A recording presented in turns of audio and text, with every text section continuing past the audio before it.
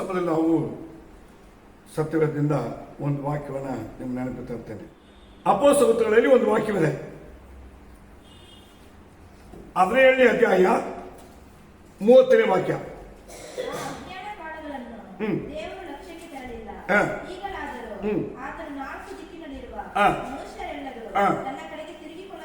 ಗಮನಿಸಿ, ಅಜ್ಞಾನದ ಕಾಲ ಅಂದ್ರೆ ನಾವು ದೇವರನ್ನ ಅರ್ಥ ಮಾಡಿ ತಿಳ್ಕೊಳ್ಳದೇ ಇದ್ದ ಕಾಲ. ಅಜ್ಞಾನ ಕಾಲ ಅಂದ್ರೆ ದೇವರನ್ನು ಕುರಿತು ನಾವು ಗ್ರಹಿಸಿ ಅರ್ಥ ಮಾಡಿಕೊಳ್ಳದೇ ಇದ್ದ ಕಾಲ. ದೇವರು ಏನ್ ಹೇಳ್ತಾರೆ ಅಂದ್ರೆ, ಆ ಕಾಲಗಳಲ್ಲಿ ನಾನು ಏನ್ ಮಾಡಿದ್ದೆ, ನಿಮ್ಮನ್ನು ನೋಡಿ ನೋಡ್ದಂಗಿದ್ದೆ. ಅಲ್ಲೇಲುಯಾ, ಅಲ್ಲೇಲುಯಾ. ಇದಕ್ಕೆ ಆ ಪದವಿ ಏನ್ ಹೇಳ್ತಂದ್ರೆ, ಅಜ್ಞಾನ ಕಾಲಗಳಲ್ಲಿ ದೇವರು ಲಕ್ಷ್ಯಕ್ಕೆ ತರಲಿಲ್ಲ. అజ్ఞాన కాలమును దేవుడు చూచి చూడనట్లుగా ನೋಡಿ, చూచి చూడనట్లుగా. ಈಗ ವಿಶ್ವಾಸ ಬಂದ ದೇವಜನಗಳ ದೇವರೇ ನಮಗೆ ಗೊತ್ತಿಲ್ಲ, ನಾವು ಮಾಡಿದ್ರೆ ನಾವು ನಡೆದರೆ ಏನಿಗೆ ಗೊತ್ತಿಲ್ಲ ಅಂತ ಅಂದ್ಕೊಂತ ನೋಡಿ.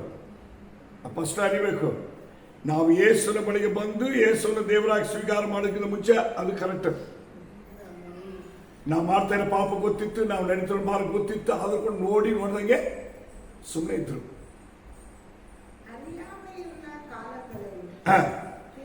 ನೋಡಿ, அறியாமையில் உள்ள காலங்களில் தேவன் காணாதவனை போல் இருந்தார்.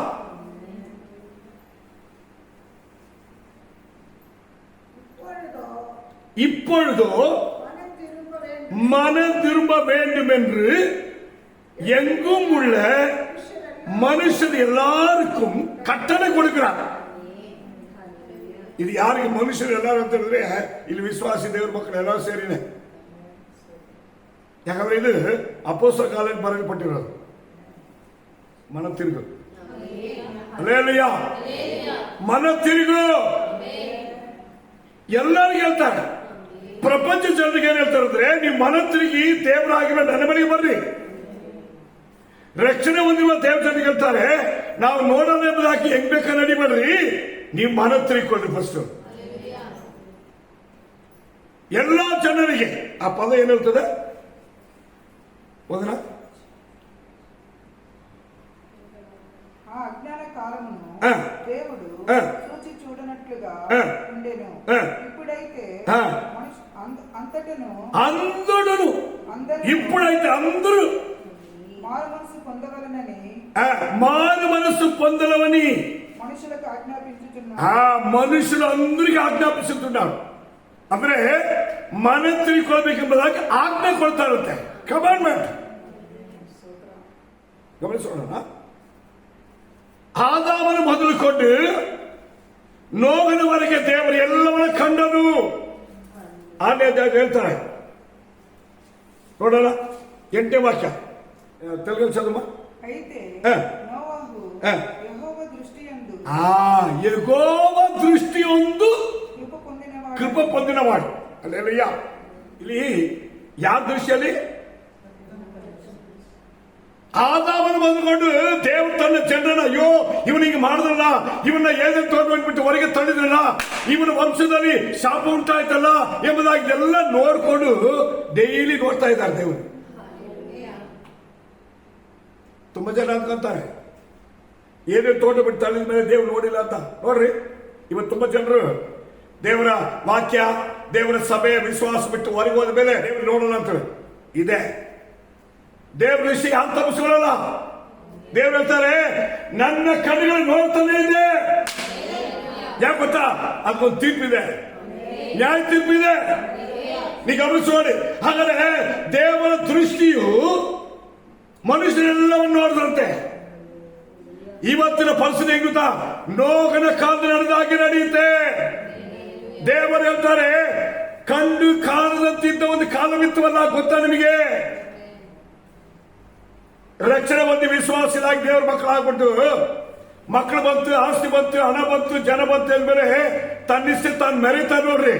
ಇವರಿಗೆ ನ್ಯಾಯ ತೀರ್ಪು ಇದೆ ಎಂಬುದಕ್ಕೆ ಈ ನೋಗನ ಕಾಲ ನಡೆದ ಹಾಗೆ ಮನುಷ್ಯ ಕುಮಾರ ಕಾಲ ನಡೆಯುತ್ತದೆ ಉಂಟಾಗುವ ತೀರ್ಪು ಬರುತ್ತಾ?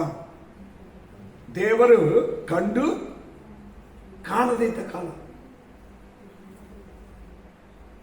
ಹಾಗೆ ಕಂಡಿದ್ದ ಕಾಲದಲ್ಲಿ ಏನಂತಾರೆ, ಮನ ತಿರುಗಿಕೊಳ್ಬೇಕೆಂದ್ರು.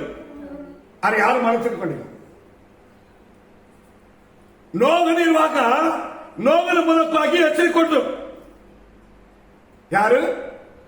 ದೇವರು ಹೇಳಿಲ್ಲ, ನೋಗನ ಮೂಲಕವಾಗಿ ದೇವರು ಹೇಳಿದ್ರು. ಆದರೆ ಯಾರು ಹೇಳೋ ಮಾತು ಕೇಳಿಲ್ಲ. ನೀವು ಬೈಬಲ್ ನೋಡಿ, ನಾನು ಅವನನ್ನು ಕಂಡು ಕಾಣದವನಂತೆ ಇದ್ದು ಅವನಿಗೆ ನನ್ನ ಸೇವಕನಾಗಿರುವ ನೋಗನ ಮೂಲಕವಾಗಿ ಅವ್ರಿಗೆ ಎಚ್ಚರಿಕೆ ಕೊಟ್ಟೆ, ನೀತಿಯನ್ನು ಕೊಟ್ಟು ಪ್ರಸವ ಮಾಡಕ್ಕೆ. ಅವ್ರೇನ್ ಮಾಡಿದ್ರು? ಒಪ್ಪಲಿಲ್ಲ. ಒಪ್ಪಿದ್ರ? ಪೇತ್ರನ ಬರೆದ ಪತ್ರಿಕೆ ಬರುತ್ತಲ್ಲ, ಅವನ ನೀತಿಯನ್ನು ಕುರಿತು ಏನ್ ಮಾಡ್ದ? ಪ್ರಸಂಗ ಮಾಡ್ದ. 2 ಪೇತ್ರನ 5ನೇ ವಾಕ್ಯ ಓದಿ. ಭಕ್ತಿಹೀನವಾಗಿರುವ ಪುರಾತನ ಲೋಕವನ್ನು ಸುಮ್ಮನೆ ಬಿಡದೆ ಅವರ ಮೇಲೆ ಬರಮಾಡಿ ಸುನೀತಿಯನ್ನು ಸಾರಿದವನಾಗಿರುವಂತ ನೋಹನನ್ನು ಅವನೊಂದಿಗೆ ಬೇರೆ 7 ಮಂದಿಯನ್ನು ಉಳಿಸಿದನು. ಏನಂತಾರೆ? ನಾನು ಕಂಡು ಕಾಣದ ಒಂದು ಕಾಲವಿತ್ತು, ಆದರೆ ಈಗ ಹಂಗಿಲ್ಲ. ಮನ ತಿರುಗಿಕೊಳ್ಬೇಕೆಂಬ ಆಜ್ಞಾಪಿಸ್ತೀನಿ. ನಾನು ಕಂಡು ಕಾಣದಾಗಿದ್ದ ಕಾಲವಿತ್ತು, ಈಗಲಾದರೂ ಎಲ್ಲರೂ ಮನ ತಿರುಗಿಕೊಳ್ಳುವಂತೆ ಎಚ್ಚರಿಸಿ ಆಜ್ಞಾಪಿಸುತ್ತೇನೆ. ಇದುವೇ ಈ ಕೊನೆ ಕಾಲದಲ್ಲಿ ದೇವರು ಹೇಳಿದ ಶಬ್ದ. ಅದಕ್ಕೆ ದೇವರು ಹೇಳ್ತಾರೆ, ನೋಗನ ಕಾಲದಾಗಿ ನಡೆಯುತ್ತೆ. ನೋಗನ ಕಾಲದಲ್ಲಿ ಹೇಳಿದಾಗ ಅವ್ರು ಯಾರು ಹೇಳೋ ಮಾತು ಕೇಳಿಲ್ಲ. ಆ ದಿನ ಆದಾಮೆ ಕೇಳಿಲ್ವಲ್ಲ, ಡೈಲಿ ಬಂದು ದೇವರ ಮಾತಾಡ್ತಿದ್ದ ಕೇಳಿಲ್ವಲ್ಲ. ಈ ದಿನಗಳಲ್ಲಿ ದೇವ ಜನರಿಗೆ, ಸಭೆಗಳಿಗೆ, ವಿಶ್ವಾಸಗಳಿಗೆ ಈ ವಾಕ್ಯ ಶಬ್ದವನ್ನು ಕೇಳುವ ಪ್ರತಿಯೊಬ್ಬರಿಗೆ ದೇವರು ಮನ ತಿರುಗಿಕೊಳ್ಳುವಂತೆ ಆಜ್ಞಾಪಿಸ್ತಾರೆ. ಆದರೆ ಆ ದಿನದಲ್ಲಿ ಡೈಲಿ ಅದಕ್ಕೆ ದೇವರು ಬರ್ತಾ ಇದ್ರು ಏನೇನು ತೋಟಕ್ಕೆ. ಆದರೆ ಒಂದಿನ ಮಾತ್ರ ಆದಾಮ ಇರಲಿಲ್ಲ, ಆಮೆ ಇರಲಿಲ್ಲ. ಎಂಥ ಕೆಟ್ಟ ಕಾಲ ನೋಡ್ರಿ. ನಮಗೆ ದೇವರಿಟ್ಟಿರುವ ಸಭೆಯ ಉಪದೇಶ ನಾವಿಲ್ಲ ಅಂದ್ರೆ ಇದೇ ಪರಿಸ್ಥಿತಿ ಬರುತ್ತೆ. ಕೇಳ್ತಾರೆ ದೇವರು, ಆದಾಮೇ ನೀನು ಎಲ್ಲಿದೆಯಪ್ಪ? ಇವತ್ತು ದೇವರ ಅವರವರಿಕೆ ಸಭೆಗಳನ್ನು ನೇಮಿಸಿ ಅವರವರನ್ನ ಸಭೆಯಲ್ಲಿ ತಗೊಂಡೋಗಿ ಸೇರಿಸಿ ದೇವರು ಅವರನ್ನ ಎಲ್ಲಿದೆಯಾ ಮಗಳೇ, ಎಲ್ಲಿದೆಯಾ ಮಗನೇ ಎಂಬುದಾಗಿ ಕೇಳುವಾಗ ಅವ್ರು ಏನ್ ಹೇಳ್ತಾರೆ ಗೊತ್ತಾ? ನಾನು ಇಲ್ಲಿ ಇದ್ದೀನಿ ಫ್ರೆಂಡ್ ಮನೆಯಲ್ಲಿ, ನಾನು ಇಲ್ಲಿ ನೆಂಟರ ಮನೆಯಲ್ಲಿ ಇದ್ದೀನಿ, ನಾನು ಇಲ್ಲಿ ಹಣ ಕೊಡೋರ ಹತ್ರ ಇದ್ದೀನಿ, ಇಲ್ಲಿ ನನಗೆ ಸಪೋರ್ಟ್ ಬರೋರ ಹತ್ರ ಇದ್ದೀನಿ, ನಾನು ಇಲ್ಲಿ ಫಂಕ್ಷನ್ ಅಲ್ಲಿ ಇದ್ದೀನಿ, ಇಲ್ಲಿ ನನಗೆ ಅಲ್ಲಿ ಒಂದು ಸ್ಪೆಷಲ್ ಮೀಟಿಂಗ್ ಇದೆ ಅಲ್ಲಿದ್ದೀನಿ. ಇದೆಲ್ಲ ಆ ಪರಿಸ್ಥಿತಿಯ ಇವತ್ತಿದೆ. ಪ್ರಿಯರೇ, ನಾವೆಂಥ ಕಾಲದಲ್ಲಿದ್ದೀವಿ ನೋಡ್ರಿ. ನೋಗನ ಕಾಲದಲ್ಲಿ ದೇವ್ರು ಹೇಳ್ತಾರೆ, ನಾನು ಕಣ್ಣಾರ ಕಂಡೆ ನೋಡ್ರಿ. ಆದಾಮನ ಮೊದಲುಕೊಂಡು ಹೊರಗೆ ಕಳಿಸ್ಬಿಟ್ಟ ಮೇಲೆ ಇವರು ಏನೇನು ತೋಟಕ್ಕೆ ಒಳಗೆ ಹೋಗಕ್ಕೆ ಆಗಿಲ್ಲ. ಅಲ್ಲಿ ದೇವ್ರ ಮಾಡಿ ದೇವ್ರ ದೂದನ್ನು ಇಟ್ಟು ಬೆಂಕಿಯ ದೂದನ್ನು ಇಟ್ಬಿಟ್ರು, ಪಟ್ಟೆ ಕತ್ತಿಯನ್ನು ಇಟ್ಟು ಬೆಂಕಿ ಕತ್ತಿಯನ್ನು ಇಟ್ಬಿಟ್ರು ಒಳಗೆ ಹೋಗದಂಗೆ. ಹಂಗೆ ಕೈ ಬಿಟ್ರ ನೀವು ನೋಡ್ರಿ. ಹೋದನ ಕಾಯಿನ ಹತ್ರ ಕೇಳ್ತಾರೆ 9ನೇ ವಾಕ್ಯದಲ್ಲಿ ನೋಡ್ರಿ. ನೋಡಿದ್ರ ಇವ್ರ ಹತ್ರ ದೇವ್ರು ಮಾತಾಡ್ತಾರಮ್ಮ.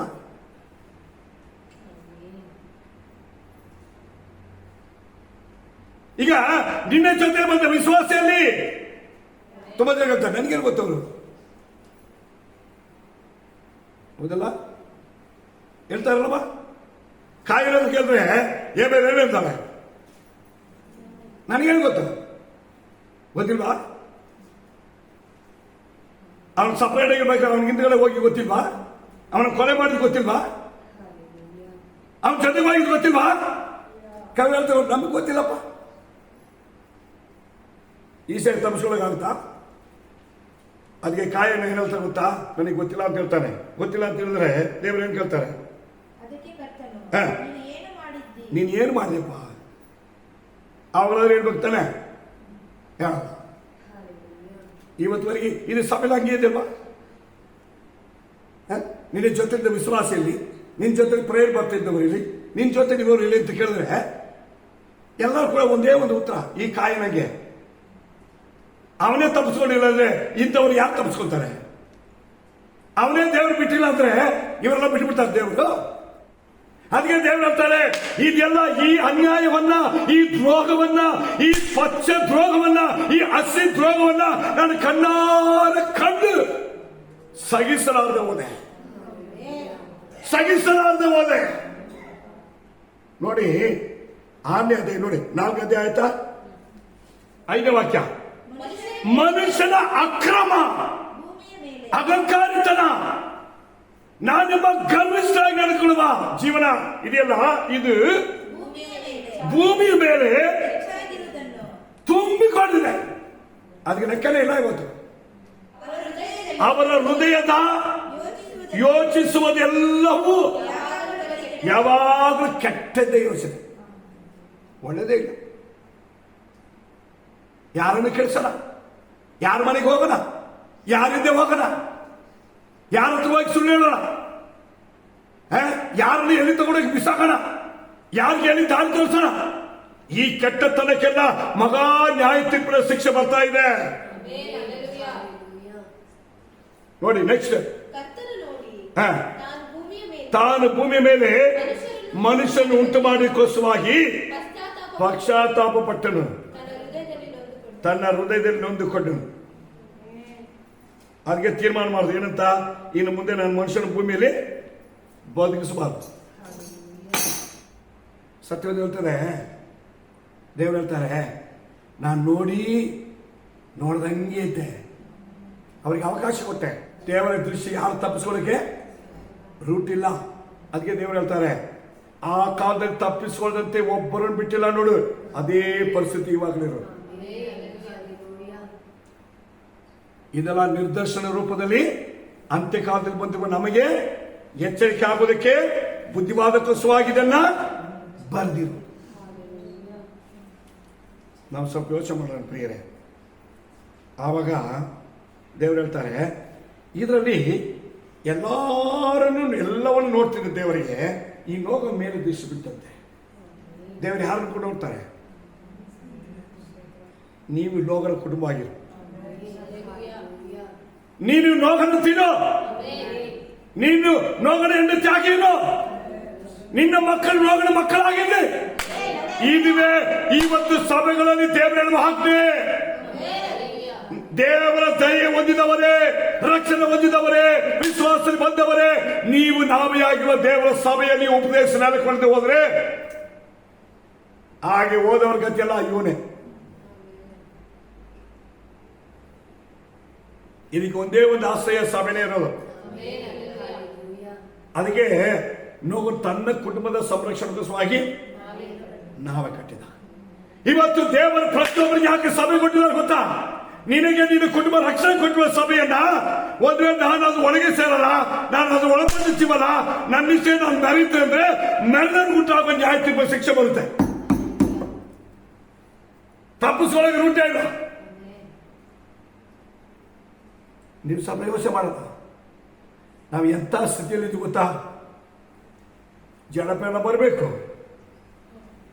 ನಾವೊಳಗೆ ಹೋಗಿ ಬಚ್ಚಿಟ್ಕೋಬೇಕು, ದೇವ್ರ ಬಾಗ್ಲಾಕ್ಬೇಕು. ಈ ಮೂರೇ ಗಟ್ಟಿ ಇರೋದ್ರ ಮುಂದೆ ಅಲ್ಲೇಲಿಯಾ. ಸಭೆಗಳು ಮುಚ್ಚಲ್ಪಟ್ಟರೆ ಸಭೆಯಲ್ಲಿ ನಡೆಯುವವರು, ದೇವರ ವಾಕ್ಯಕ್ಕೆ ಉಪದೇಶಕ್ಕೆ ನಿಂತವರು, ಸಭೆಯನ್ನು ಕಟ್ಟಿದವರು, ಸಭೆಯಲ್ಲಿ ದುರ್ವಾಗಿದ್ದವರು, ಇವರಿಗೆ ಮಾತ್ರ ಒಳಗಿದ್ದು ದೇವರ ರಾಜ್ಯ ಬರೋದಕ್ಕೆ ಅವಕಾಶ ಇರುತ್ತೆ. ಆ ನೋಗನ ಮೇಲೆ ಇಟ್ಟ ಕೃಪೆ, ಅವನ ಕುಟುಂಬ ಮೇಲೆ ಇಟ್ಟ ಕೃಪೆ ನನ್ನ ಮೇಲೆ, ನನ್ನ ಕುಟುಂಬದ ಮೇಲೆ, ನನ್ನ ಸಭೆ ಮೇಲೆ, ನಮ್ಮ ಮೇಲೆ ಇಲ್ಲೇಯ. ಈ ದೃಷ್ಟಿಗಾಗಿ ಇವತ್ತು ದೇವರ ಮುಂದೆ ಪ್ರಾರ್ಥನೆ ಮಾಡೋಣ. ದೇವರು ಹೇಳ್ತಾರೆ, ನಾನು ಕಣ್ಣಾರ ಕಂಡು ಕಾಣದವರಂತೆ ಇದ್ದೆ. ನಾನು ಇದುವರೆಗೆ ನೀವು ನಡ್ಕೊಂಡ ಒಂದೊಂದು ಕಾರ್ಯವನ್ನು ನೋಡಿ ಕಾಣದೇ ಇರುವ ಆ ದೇವರ ಕೃಪೆಯೊಳಗೆ ಪ್ರವೇಶಿಸೋದಕ್ಕೆ ದೇವರು ಒಂದು ಅವಕಾಶ ಕೊಟ್ಟಿದ್ದಾರೆ. ಇನ್ನಾದರೂ ದೇವರ ಮುಂದೆ, ದೇವರ ಸನ್ನಿಧಿಯಲ್ಲಿ, ದೇವರ ಸಭೆಯಲ್ಲಿ, ದೇವರ ಕಾರ್ಯಗಳಲ್ಲಿ, ದೇವರ ರಾಜ್ಯದಲ್ಲಿ ದೇವರ ರೀತಿ ನೆಲೆಸೋದಕ್ಕೆ ನಮ್ಮನ್ನು ನಾವು ಸರಿಪಡಿಸಿಕೊಂಡು ನಿಲ್ಲುವುದಕ್ಕೆ ದೇವರು ನಮಗೆ ಅದ್ಭುತವಾಗಿ ಒಂದು ಅವಕಾಶವನ್ನು ಕೊಟ್ಟಿದ್ದಾರೆ. ಅದೇ ದೇವರ ನೀತಿ, ಅದೇ ದೇವರ ದಯೆ, ಅದೇ ದೇವರ ಕೃಪೆ. ಪರಿಶೋಧನೆ ಮಾಡೋಣ. ಆ ವಾಕ್ಯವನ್ನು ಓದಿ ಏನಿರ್ತದೆ, ಓದೋಣ. ಅಜ್ಞಾನ ಕಾಲಗಳನ್ನು ದೇವರ ಲಕ್ಷ್ಯಕ್ಕೆ ತರಲಿಲ್ಲ. ಈಗಲಾದರೂ ಆತನು 4 ದಿಕ್ಕಿನಲ್ಲಿರುವ ಮನುಷ್ಯರೆಲ್ಲರೂ ದೇವರ ಕಡೆಗೆ, ದೇವರ ಸಭೆ ಕಡೆಗೆ, ಕ್ರಿಸ್ತನ ಉಪದೇಶದ ಕಡೆಗೆ, ದೇವರ ನಮಗೆ ನೇಸುವ ರಕ್ಷಣೆ ಎಂಬ ಆ ನಾವೆಂಬ ದೇವರ ಸಭೆ ಕಡೆಗೆ ಪ್ರತಿ ಜನರು ಅವರವರಿಗಿಂತ ಪ್ರಕಾರವಾಗಿ ತಿರುಗಿಕೊಳ್ಳೋದಕ್ಕೆ ಎಲ್ಲಾ ದೇಶದ ಜನರಿಗೆ, 4 ದಿಕ್ಕಿನಲ್ಲಿರುವ ಜನರಿಗೆ ಅಪ್ಪಣೆ ಕೊಡ್ತಾರೆ. ಅಪ್ಪಣೆ ಕೊಡ್ತಾರೆ. ನಮ್ಮ ದೇವರು ಮಹಾಕರುಣೆಯ ದೇವರು. ಆತನ ದಯ ಯಾರ ಮೇಲೆ ಇರ್ತದೆ ಗೊತ್ತಾ? ನೋಗನ ಮೇಲೆ.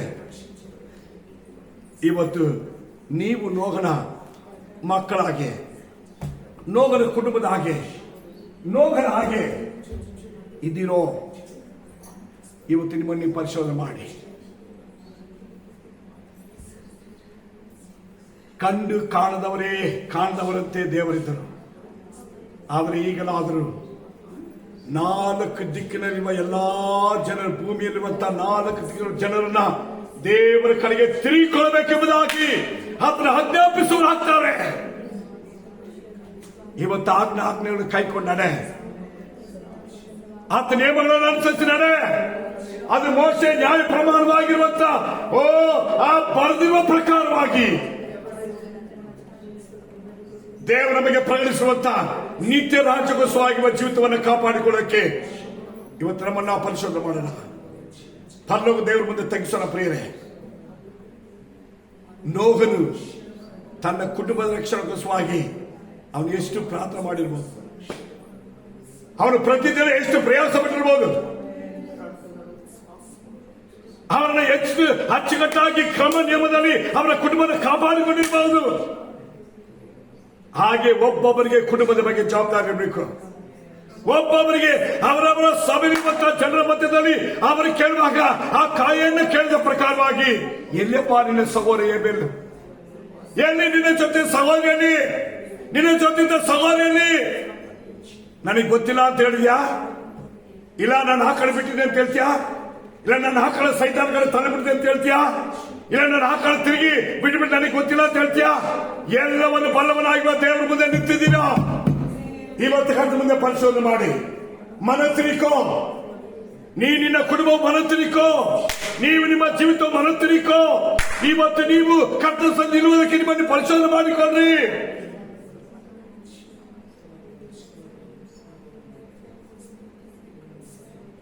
ಪರಲೋಕದ ದೇವರು ಆ ನೋಗನ ಮೇಲಿದ್ದ ಆ ಕೃಪೆ, ಆ ದಯೆ, ಆ ಕರುಣೆ ಇವತ್ತು ನಿನ್ನ ಮೇಲೆ, ನಿನ್ನ ಕುಟುಂಬ ಮೇಲೆ ಬರಲಿಕ್ಕೆ ಒಂದು ಸಾರಿ ದೇವರೇ, ನನ್ನ ಕುಟುಂಬ ನಾವೇಲೆ ಇರ್ಬೇಕಯ್ಯ, ನನ್ನ ಕುಟುಂಬ ನಿನ್ನ ಆಲೋಚನೆ ಇರ್ಬೇಕಯ್ಯ, ನನ್ನ ಕುಟುಂಬ ನಿನ್ನ ನೀತಿ ನೆರವೇರಿಸಲಿರ್ಬೇಕಯ್ಯ, ನನ್ನ ಕುಟುಂಬದ ಮೇಲೆ ನಿನ್ನ ಕೃಪೆಯಿಂದ ಸಾಕು ರಾಜ, ನಿನ್ನ ಕೃಪೆ ನನಗೆ ಸಾಕಯ್ಯ, ನಿನ್ನ ದಯೆ ನನಗೆ ಸಾಕಯ್ಯ. ದೇವರ ಮುಂದೆ ಸಮರ್ಪಿಸಿ ಪ್ರಾರ್ಥನೆ ಮಾಡೋಣ. ಗ್ಲೋರಿ. ಭೂಪರಲೋಕದ ಒಡೆಯನ ಸುರಕ್ಷಿತ ದೇವರೇ, ಈ ಪರಿಶುದ್ಧ ದಿನಕ್ಕಾಗಿ ಸ್ತೋತ್ರ ದೇವರೇ. ಈ ನಿನ್ನ ಅಪಾಶ್ರೇಷ್ಠವಾಗಿ ಸಮಯದಲ್ಲಿ ನಿನ್ನ ವಾಕ್ಯವನ್ನು ಧ್ಯಾನ ಮಾಡುವಾಗ ನಾನು ಕಂಡು ಕಾಣದವರಂತೆ ಇದ್ದ ಕಾಲದಲ್ಲಿ ಸುಮ್ಮನೆ ಇದ್ದೆ. ಈಗಲಾದರೂ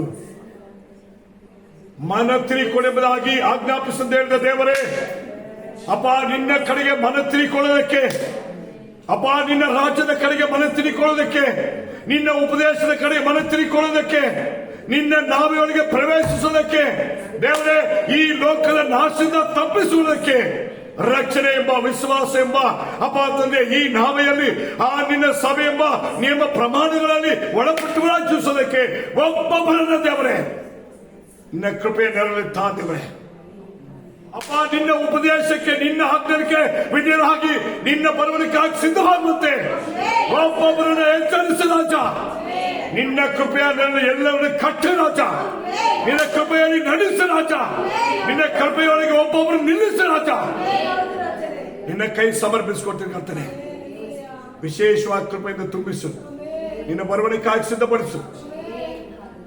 ನೀನಾಗೆ ಮಾಡೋದಕ್ಕಾಗಿ ಸ್ತೋತ್ರ. ಯೇಸು ನಾಮದಲ್ಲಿ ತಂದೆ. Amen, amen.